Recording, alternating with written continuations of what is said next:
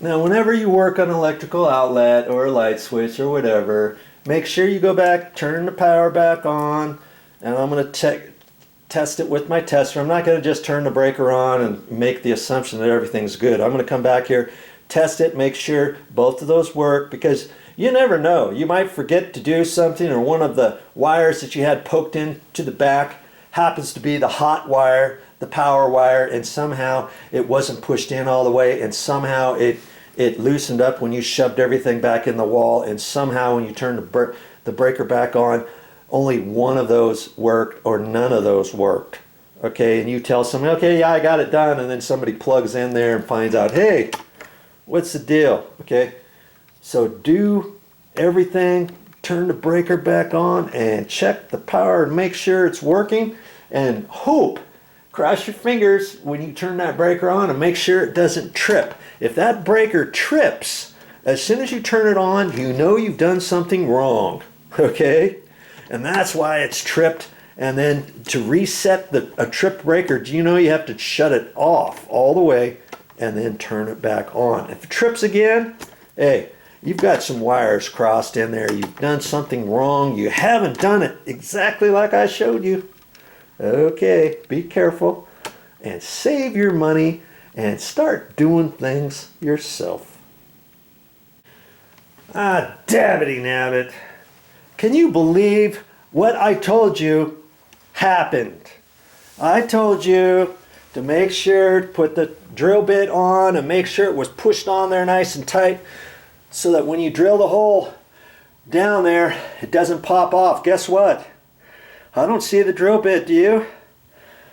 And I had it poked in there, and I checked it back and forth, and I know I had it in there properly.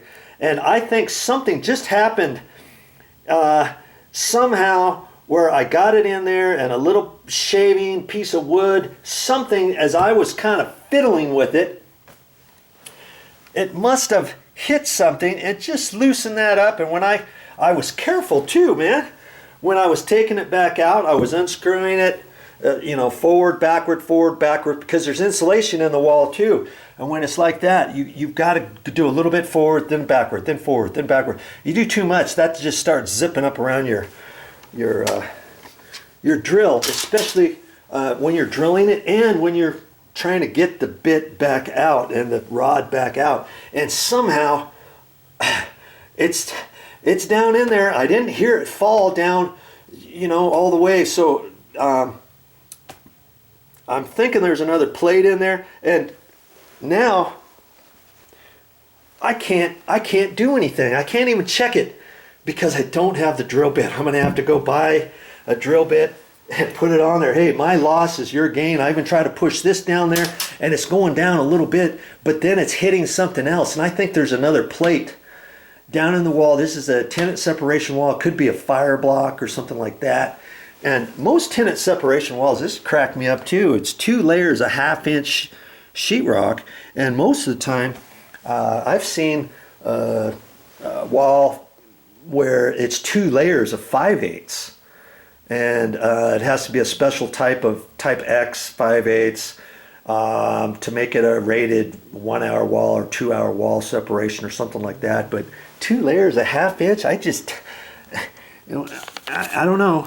I don't think you get as good of a rating if you don't use 5/8, 2 layers of 5/8, but hey, 2 layers of 1/2 inch, that's all I got in there. And so, verdict's not in yet on whether or not I can get it down there. And I thought maybe as I pulled it up, maybe it got tangled up in the insulation. And it's down on this bottom plate right here. But I can't reach my arm down there all the way to find it. And this is the type of things that happen when you're trying to do things on your own, but you just kind of learn as you go. And you see here, you'd think I'd be able to put my hand down and reach the bottom, but I just can't do it. I just can't reach the bottom. And the drill bit could be setting on that bottom plate or scrunched up in the insulation as I pulled it up. It could have popped out then, but I don't know. I think it's down below. And the only other thing I could do when I'm at the store getting the another drill bit, I'm hoping to still find it in the wall. I could put a double cut-in box here and put a double 2-gang blank plate on there, drill a hole through it, because they don't have a double. See, most of them are a single with a hole in there. This hole happened to be too big as it was, but they have smaller holes, but they didn't have it in this type of cover. They had it in vinyl, just a little bit smaller hole, but either way, the coaxial cable is still too big, and I thought it would be good to have the coaxial cable folded in there and kind of down tight instead of coming straight out. Then I have to put a kink in it to get it down. You see what I'm saying? And so if I put a 2-gang ring in there, then I'll just have to drill a hole out. And I got a drill bit for that, and I can do that.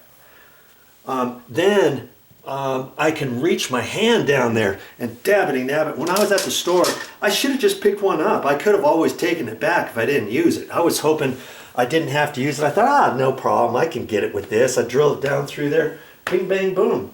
Same thing down in the garage. I'm hoping to get this down there, so I'm hoping to just have a single box like this where I can reach my hand in there both directions, you know, and feel for the wire or whatever, and do it that way.